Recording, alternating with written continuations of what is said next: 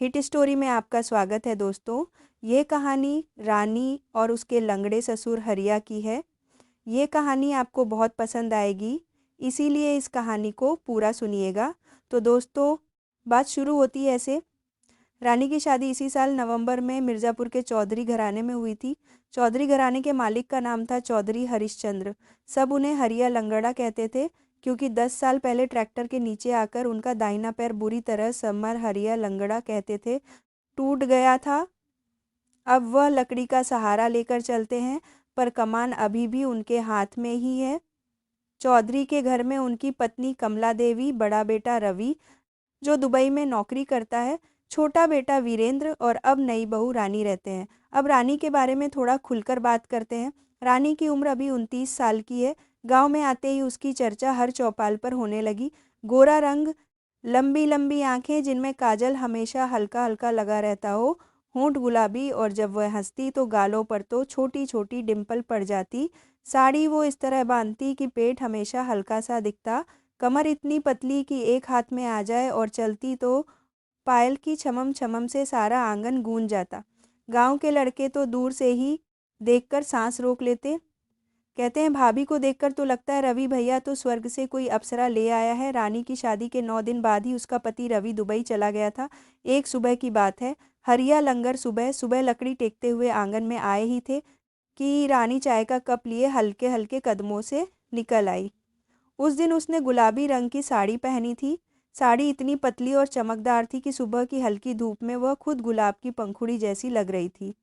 साड़ी उसने इतने अंदाज से लपेटी थी कि नाभि के ठीक ऊपर एक गहरा सा गड्ढा बन गया था, जिसमें से उसकी गोरी त्वचा झलक रही थी।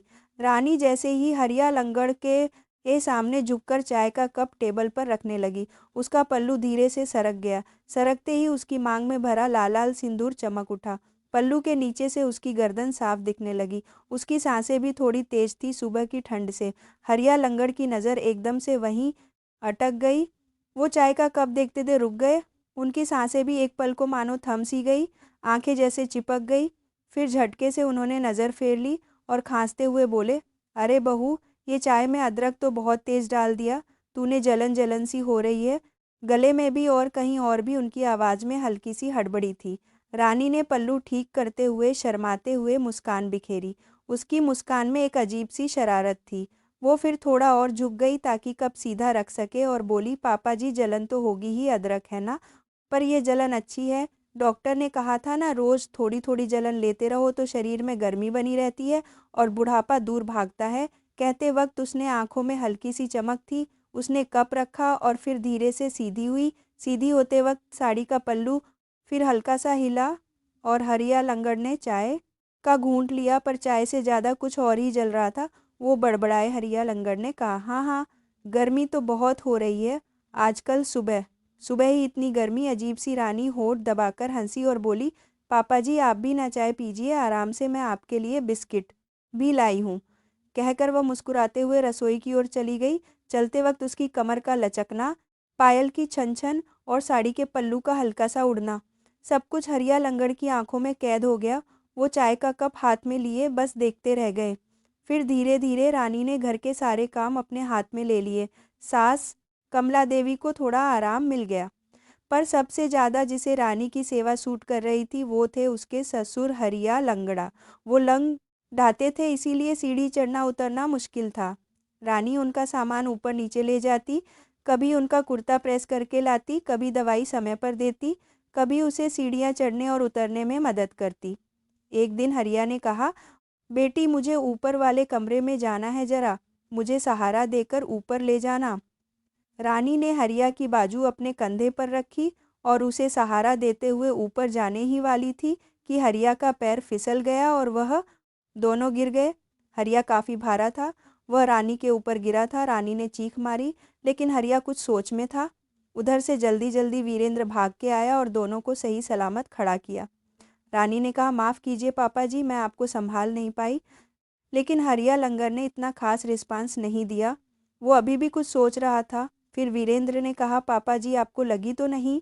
हरिया लंगड़ ने कहा, हाँ लगी तो है लेकिन कुछ दर्द नहीं कर रहा। इतना कहकर वह अपने कमरे में चला गया। इधर रानी को भी कोई चोट नहीं आई, बस वह हरिया लंगड़ के ऊपर गिरने के बारे में सोच रही थी। फिर लंगड़ ने आवाज़ दी, मेरा पैर दुख रहा है, कोई मालिश कर दो। रानी ने जल्दी से रसोई में गई और तेल गर्म किया। तेल गर्म करके वो सीधा हरिया के कमरे में गई और कहा, पापा जी मैंने सरसों का तेल गर्म किया है, मालिश कर दूं? हरिया लंगड़ एकदम से चौंके। वो बिस्तर पर लेटे उठकर बैठ गए। हरिया लंगड़ ने कहा, अरे बहू रहने दे, मैं खुद कर लूँगा। रानी ने कहा, नहीं पापा जी, आप आराम से लेट जाइए, मैं धीरे धीरे कर दूंगी। आप तो जानते हैं मुझे कमज़ोर लोगों की मदद करना बहुत अच्छा लगता है। वो कमज़ोर लोगों कहते वक्त रुक गई और मुस्कुरा दी। हरिया लंगड़ का चेहरा लाल हो गया, वो कुछ नहीं बोले। रानी ने उनकी लकड़ी साइड में रखी और बिस्तर पर बैठ गई। उसने साड़ी का पल्लू कंधे पर अच्छे से रखा, फिर तेल हाथ में ले कर हरिया लंगड़ के टूटे पैर पर मलन आने लगी। उसका हाथ बहुत नरम था, वो आंखें बंद करके लेट गए। हरिया लंगड़ ने धीरे से कहा, बहू तेरा हाथ तो जादू कर रहा है, दर्द गायब हो गया। रानी ने कहा, बस अब रोज़ करूँगी आपकी सेवा, आप मेरे लिए पिता समान हैं, आपकी 12 बोझ करूँगी आपकी सेवा, सेवा करना मेरा फ़र्ज़ है। मालिश करवाते करवाते फिर हरिया सो गया। शाम को जब कमला देवी को पता चला तो वह चौंकी। कमला देवी ने कहा, रानी तू ससुर जी की मालिश कर रही थी? रानी ने बड़े मासूम स्वर में कहा, हाँ मम्मी जी, वो आज गिर गए थे तो उनका पैर बहुत दुख रहा था। आप चिंता मत करो, मैं बहुत संभाल करती थी हूँ और वह मेरे ससुर नहीं, मेरे असली पापा जैसे हैं। कमला देवी कुछ नहीं बोली पर मन ही मन सोचने लगी। अब गांव में भी बातें होने लगी।